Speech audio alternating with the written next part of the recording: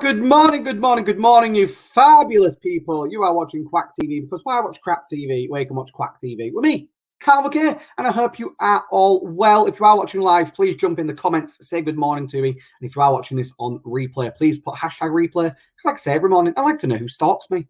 I really do. And remember, you can catch every single one of my replays on my YouTube channel right there, Kwak Talks. There you go. I actually did it right for once. I'm getting better at pointing to it because otherwise I'm like this. Do it all wrong. Don't want that. But yes, hope we are all well. I am doing pretty dandy. I'm having a busy week. We're getting there. We're powering through. Had amazing guests on, well, every week, but especially the last few weeks. I had amazing guests on, working our way up ready for season 2 of Kwak TV, and I cannot wait. So today, before I bring today's guest on, the one and only Mr. Conor Webley. I don't know why he's saying Mr. Conor Webley. I don't think he'd probably want me to go that formal. We're going to be talking about financial planning in your 20s. So yes, I cannot wait. However, as we know, every morning I like to go through a different array of things. I'm not going to mess about today. Different array of things, and the days of the year I've really looked forward to doing. I've started reiterating this in the morning. Why do I do it? Why do I mention it? It's easy social media content for you for the day. So it's going to be really cool. And I actually did have a cheeky glance a second ago. I only know one of them. But today, your days of the year are as follows. It is Superhero Day. And the reason I saw that, and I was like, oh, I want to talk about that. Are you a superhero in your business for your clients? That's quite a deep question for me at 9:30 in the morning. But are you? You know, it's one of them really, really big things. It's, are you actually a superhero in what you do? And what we're going to be talking about today actually really ties in with the theme of today, because it's pretty much about that. It's either being your own superhero or having a superhero to help you to sort your fucking life out. You know, you need to look at these things. So yes, today's Superhero Day. It is also Stop Food Waste Day. Okay. It is also a Clean Comedy Day. I'm fucked. I can't do clean comedy. All my comedy's blue. It's a bit blue. Can't have clean comedy. No, thank you. It's also Pay It Forward Day, which is really lovely, especially in current with small independent coffee shops reopening and things. Make sure you go into them. Maybe buy a drink for the person behind you. Who knows? Maybe buy a random drink for the next person that orders an Americano or something. It is Pay It Forward Day, so make sure you go and do it. It's really nice. It don't break the bank, and it makes you feel good. You know, it's really nice for someone, especially if someone's maybe a little short change or something like that. And it's also Shrimp Scampi Day. So it's Scampi Day. I have Scampi. I love Scampi. Oh, from Chippy. Oh, love it. Absolutely love Scampi. So there you go. Really random day. Scampi Day, Pay It Forward Day, Clean Comedy Day, Stop Food Waste Day. But most importantly, it's Superhero Day. And like I said, are you a superhero for your clients? Because that is what matters. We need to make sure that we are. So I'm not going to mess about today. I can see there's a few people jumping on in and out. So this is good. But yeah, so today's guest who I'm about to bring on, we've only met a couple of times in the past, and we've had some lovely conversations. Barrel of laughs, to be honest. So we're going to be talking about financial planning in your 20s. And when you see, he's going to be like, well, you know, it's two very good-looking young men. Of course we're going to watch and listen. So why not? So with no further ado, I'm going to bring on the one and only Conor Webley. Good morning, kind sir. Good morning. How are you, Callum? I'm good. How are you? Yeah, really well. Really well. Talking about all fun stuff on a Wednesday morning. Yeah, it's always like this. It's always like this. Conor, before we carry on and dive into what we're going to end up talking about, who are you and what do you do? Cool. Yeah. So my name's Conor. I'm a wealth manager. I specialize with 25 to 35s really. So yeah, when Callum gave me the opportunity to jump on this and talk to everyone about sort of financial planning in your 20s, I jumped at it. So yeah, that's essentially what I do. It's my passion. So yeah. But it's so important, obviously. So, you know, I like to think I've got my head screwed on now thanks to it. You know, I've been educated on it and things in the past. But I know you talk at universities quite a bit, don't you? You know, you educate some students and things like that. Why do you do that? Why is it so important for you? Yeah, so yeah, you're right. I do talk at universities and put on like webinars and stuff. I think really it's something that we're not really educated in when we're in like college, school or anything like that. And I remember coming out of college straight into a job. I'll be honest with you, Callum. I was reckless with my spending. I was buying. I've been there and done that. I've been there and done it. It's fine, honestly. It does. So I just thought like I need to go in something where people can talk to someone who's a professional in that area. So I'm like fully qualified in it and actually relate to them. So that was why I decided I had to do it. Yeah, no, and it's so important because obviously, you know, I've spoken at universities for business, for example, and actually getting it from people that I don't want to say specialize, but live and breathe what they do. You know, it's Yeah. live and breathe what they do. Really passionate about it. It's so important for them because it's not like it's their normal lecturer or teacher or whoever pummeling it into them, especially when that lecturer or teacher or whoever possibly doesn't live and breathe the stuff that we preach. Like it's so important that they've got to get it from the right source. But why wealth management? Why did you go into it? Was it because you was very frugal when you was younger, or like sporadic or anything like that? Why did you end up going into wealth management? Yeah, it's a really good question, actually. I guess it relates to what we were saying just then. I mean, I came straight out and I was a bit reckless with what I did. But you would do in your 20s. Like, why would you want to hold back? We only live once, you know, and I completely get that. And it was getting a bit down the line, and my younger brother, who's 2 years younger than me, had been squirreling away money, you know, like saving sensibly, whilst also doing the fun things, you know. And he then put a deposit on a house, and I thought, wow, okay, I've got nothing to show for right now. What have I been doing? And it was a bit of self-reflection, if I'm completely honest, Callum. And I realized that actually it all comes down to habits. And I know a lot of people talk about like habits when you're trying to ultimately achieve something. It's the smaller things that you need to address before you reach that big thing. So yeah, it was all down to that, really. I then reached out to a financial planner, great guy at what he does, but like white hair, late 50s, early 60s, and I thought, you know what, this guy just doesn't. He's great at what he does, but he just doesn't relate to me. Yeah, no, and you're completely right. It's, you know, for example, very similar. I'm going to say organization because I don't know if we can mention the actual name. Is as yourself. I think I know that bit. I think I know we can't mention the actual name. So it's same organization as yourself. You're completely right. It was relatable as a person. You know, really relatable as a person, and that's what mattered to me. You know, it was all about that. Sorry, I just had a bit of a red warning there. I wouldn't normally say that out loud. So yeah, it's really important to have someone that you can actually focus on, reflect to, and so on and so on. So yeah. You know, you say 20s to 35s. Is it because you can resonate with them, or is it, you know, or is it also because, like you're saying, we haven't been educated on it? We need to be educated on it more. Obviously, the main thing, I'm going to talk about housing, right? I'm going to mention this real briefly. Yeah. You get typical parents, right? No offense if my mum watches this, because she does watch the odd one. You get quite a lot of typical parents or grandparents that go, oh, you should have a house at your age. I'm 25. They're going, you should have a house at your age. You should be looking at buying a house, so on and so on. Personally, for me, the bit they don't realize is that when they bought a house back in 1980, 1990, 1970s, maybe, it was 70 grand, right? 70 grand. Now that house is probably worth 325,000, probably something along them lines, you know, worth some rough figure, even if it's 250,000. That's obviously amazing for them because things have gone up. And I feel like there's such an external pressure on younger people to buy something like a house when we've never been educated on finances, when the world has changed so much compared to when they bought a house. What do you think? Yeah, I think that's a really good point, to be honest. And I remember looking at something the other day, and it was a comparison between buying a house, like 1990 to now, and you're absolutely right. The value of things as it does naturally does increase, inflation and whatnot, and property prices have been steadily rising over the last 20 years. So it is difficult. And what we don't think about is how we can actually give ourselves a head start on that. And there are plenty of government incentives, as you and I both know. Lifetime ISAs, Help to Buy came to an end and was replaced by that. And we need to like really try as hard as we can to actually look at the smaller things that I was on about, the small habits, like where can I cut back and actually put money away for the future thing. But it is difficult, and it's a big tall order, and the average age that someone buys a house in the UK now is 35. So Oh, wow.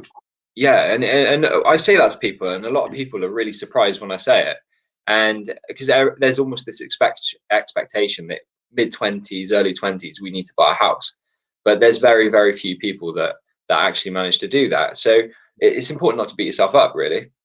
Yeah, no, it really is. So what would you say you see from obviously working with 25 to 35-year-olds roughly? What would you say the common things you see either within, I'll say clients, you know, things that they're a bit like, oh, I didn't realize I need to look at this, look at that, or oh, I didn't know I could do this, do that, or they maybe didn't know things exist.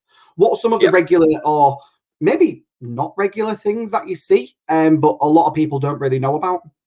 Yeah. Okay. Cool. Yeah. So that, another great question. Actually, I'm putting on a web masterclass. Actually, money mistakes millennials Yeah, make, and I think this is really I like sort of, it transitions into it really well. Um, I would say a lot of us live in the moment, which is that. great. We should do. We should make the most of it. And we don't necessarily break down our goals into short term, medium term, and long term, because we are very much in the moment. People, but you and I are exactly the same. You know, and why would we not be? So I think really it's important to take a step back. And with my clients, every single time I sit down and I do what I call a life plan with them. Yeah. And a lot of them think of me like I'm completely batty. They're like, "What do you mean? I'm 25 or 30. Why am I trying to plan out my whole life on a bit of paper with you?" And it actually really enables you to sort of compartmentalize certain aspects, like really sort of cast a line further down the field and understand what you want to achieve, because ultimately it's going to be different to someone else that you talk to. And it's how do you get there? Yeah, you're completely right. I actually set the challenge for two clients a few weeks ago now. Yeah. And it was just a very random question because I did it for myself, just really random. And, if my accountant watches this or even in front of yourself, I didn't really know what I had going out. Like, Yeah. because we live in what I call like the subscription era. You don't Oh, really have to buy anything outright anymore. We live in the subscription era. Like, you can just get everything and anything. You can get clothes on a frigging subscription. Like, you can get everything on a subscription. So I just went through it. So I was like, I know I have quite a few subscriptions. Like, I don't really know what's going on. And I worked them all out. I'd yeah. realized I've been paying for Now TV for 18 months and I didn't realize I was paying for it. Yeah. And it was Yeah. like, oh shit. Because a lot of them obviously do you get the first month for £1 or whatever, but then it automatically rolls over. I didn't even realize because it was going out my personal account. My accountant's not noticed. Because Yeah. it's going out my personal account, I was a bit like, oh shit. And I said this to a couple of clients, and I said to them, think of every subscription you have, everything, whether you get like the meal boxes through the post, if you're part of wine club, Oh, if you're part great. Yeah. I love that. like the oddball socks or whatever it is, work them all out. And they went, oh my God. I'm like, yeah, let me guess. Most of your outly goings is subscriptions. Like, yeah, like that's insane. And I think obviously, I don't know if you see this, but I know from me personally, if I see subscription for something for a tenner and I want to try it, yeah, fuck it, I'll buy it. It's a tenner. Yeah. But it's so weird how we can just get so many things on subscriptions now. And I personally think that's what fucks a lot of us up on our finances, especially between 20s and 35s, because we're not educated on it. Yeah. No, I think you're absolutely right. And I'll put my hand up. I'm guilty of it as well. I'll look at something and think, oh, tenner a month. Yeah. Okay. But we don't actually think £120 a year, and Yeah. it's so easy to do that. And then before you know it, you're waist deep in it. And let's not even get into like debt and stuff, because I've been there and getting out of that is horrible. Yeah, So yeah. it's absolutely horrendous. So what would you like to be like saying to people? Because obviously, like I said, I know, and we mentioned you talk at universities. What do you talk about at the university? I know you're educating them, but what is the message you're wanting to get across to 20 to 35-year-olds? Yeah. Okay. Yeah. Excellent question again. So when I'm talking to people at universities, I'd probably say it's complete like it's different to when I'm talking to like sort of late 20s, early 30s, mid 30s.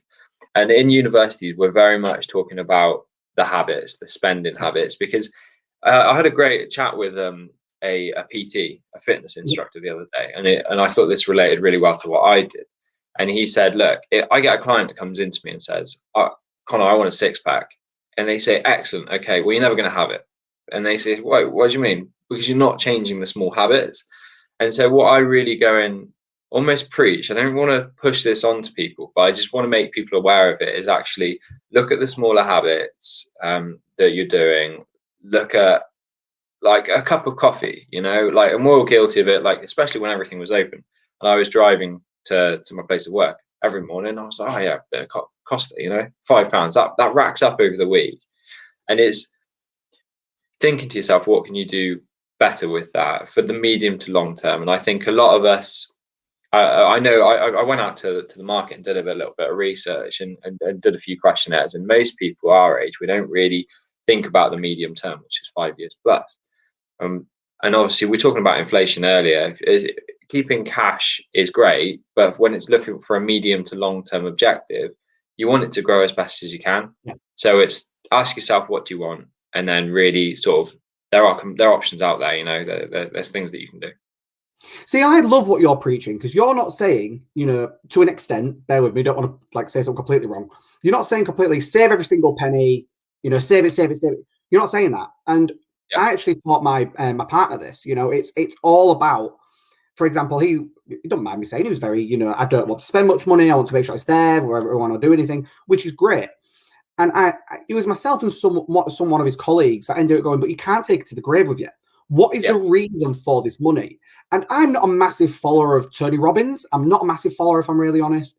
But one of the very few videos I saw of his, he said, money's great, but money is actually nothing until you do something with it. It is not actually, you can't, unless you've got millions, you can't sit on it. You can't do it. It is physically nothing. It is there to do something with. Have savings, make sure you've got backups, make sure you're secure, etc. But then what's your aim for that money? Because we're the only species on the planet to have it. So what are we doing with it? You get fish that exchange sterns for stuff. And it was just really cool. It's just cool that he kind of said it. And he was like, what are you actually doing with your money? And I like that's what you're kind of preaching. You're like, look, make sure you're secure, make sure you're sorting yourself out, but spend it. You can't take it to the grave with you. And the coffee thing, for example, don't get me wrong, I love a good Starbucks. I can't afford Starbucks. It's kind of a long-standing joke. People that say they don't like Starbucks because they can't afford it. And I love Starbucks, but it's like £5 a drink, like you're saying. But if people so if they still want a coffee every day, look at your independence, because it's £5 at Starbucks. From an independent person, it's about £2.50. Yeah. It's like you're saying, look at your spending. Where can you spend better? Is there somewhere else you can stop on your route to work, for example, for yourself? But I love the fact you're saying that. But yeah, it really, really does add up. For me, I will just buy anything. If I can, and the money's in my bank, I'll just see someone go, yeah, fuck it, I bought. See if I can find it. Oh, no, I can't. I bought this like random roller thing. I was like, yeah, I'll use it. Used it once. Is this one of those skin rollers? I think it's just that. No, it was just like a foot roller thing, and that was just on the fucking beard roller. Jesus Christ, I'm smoother than a baby's ass. But no, like you say, you're completely right, and it is learning that you can spend money, but you don't have to kill yourself over it. Because do you see a lot of, I don't want to keep saying the age bracket, but do you see a lot of your potential clients, for example, with credit cards? Because we never got, as a generation, we never got educated on credit cards. Yeah, and yeah, I do, and I've seen people with debt and whatnot, and a lot, like as a financial planner, I'm very much planning past that point. But when someone comes to me and it's like they're like, look, I'm really struggling, and I'm like, okay, well, obviously this isn't something like that I focus on to remunerate myself, but I don't. It's horrible to see. So I'll always, there's always things that you can do. There's always helplines that people can go to as well if they're really struggling, because it is a very slippery slope. I mean, it's unfortunate, but the APRs on things like that do get you in a hole, and once you're in it, it's very difficult to get out. So So what would you say, because believe it or not, we're actually been speaking for ages, is what three things, we'll go with three. If you can't think of three, that's fine. Would you say to hopefully someone that's seeing this, or when we share it far and wide, 20 to 35-year-old, and they're going, do I need a financial planner? I'm 25 to 35. Like you're saying, I'm not planning the rest of my life yet. I'm kind of just, I don't know, I'll be really brutally honest. I'm snorting coke on a weekend and drinking myself into a fucking pit. It's like, I don't really want a financial planner. What would you say to like three things for them people? I would say we've got a beautiful thing on our side at the moment in 25 to 35, which is age. When you're looking for medium to long-term savings, the compounding effect of saving and investing is massive. So if you're not doing it, you should be. Ultimately, it's black and white as that. I'd say enjoy it. Enjoy what you have, because I'm not going to be here and other people aren't going to be here to say save every single penny, because we are on this planet once. But I would say, like third point, financial planner like myself, we know where the trends are. We know things. We can show past performance of stock markets and things like that. And there are legislations completely changing. It is a confusing place out there. And with me, I in what I do, I try and help bring clarity, confidence, and just a helping hand. And I think it's just important to know when you're doing something that it's the right thing. I'll tell you what then, my final question before we finish. Yeah. One thing what displays, I'm trying to think how to word this. What one thing would you say to look for in a bad financial planner? Oh, okay. In it for the money. In it for the money, I think. Yeah. I mean, yeah. I if it were me and I was looking for, because I was looking for a financial planner at one point, like I mentioned, and I think it's important to have someone who relates to you, who you think you can build a long-term relationship, because it's not supposed to be transactional. A relationship with a wealth manager, with a financial planner, you're supposed to be there with them as they grow through all life stages. So don't see it as like a one-stop shop. And I put my hand up, Callum, and I know that I'm not right for some people in the way that I do business, and we've had this conversation. Yeah. And I know that I will be right for others.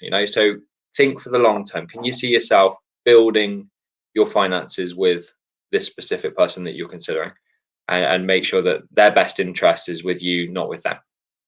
See, I love that. And I'm going to throw my tip in with that. Do you actually trust them with your money? Yeah. That's one of the things I got taught. First time I ever actually came across a financial planner. And it was someone that said to me, I like him, won't trust him with my money. And I went, oh, yeah. Okay, why? And there was like, that's their personal opinion, but they told me why, because they knew other financial planners. I went, oh, okay. So now, when it comes to a lot of things like that, and it comes in business, working with someone, and there's three things I got taught the other day. So you normally in networking, for example, you get meet like, know and trust, know, like, and trust. Yeah. I got taught one, which is trust, expertise, and ease. So you might trust them not being an expert at what they do, but are they easy to work with? Or you might trust them, they're easy to work with, but are they an expert in what they do? Or vice versa. Are they an expert and, you're an expert and they're easy to work with, but do you trust them? Yeah, it's like that triangle. If there's something missing, it's never going to work. Yeah, exactly. But Connor, thank you so much for coming on the show. I'm going to kick you backstage and I'll have a quick chat with you. But thank you so much. Yeah, no, thanks very much. Love to be here. See you later. Bye. Oh, I love Connor. He's so lovely. But yeah, no, so there you go. Another fabulous guest on the show. And we have got such a good lineup this week. So yes, make sure you tune in tomorrow at 9:30 when I've got another fabulous guest who is actually a startup business. I just came across this person on Instagram because I really, really like their product. So make sure you tune in tomorrow when I've got Matilda Littler on the show. And we're going to be talking about her Kickstarter product that hasn't, I think it officially launched yesterday or today. So I've got Matilda on the show this week. So make sure you tune in tomorrow at 9:30. And remember, in the words of Banana, if you can't be good, be careful. If you can't be careful, get caught.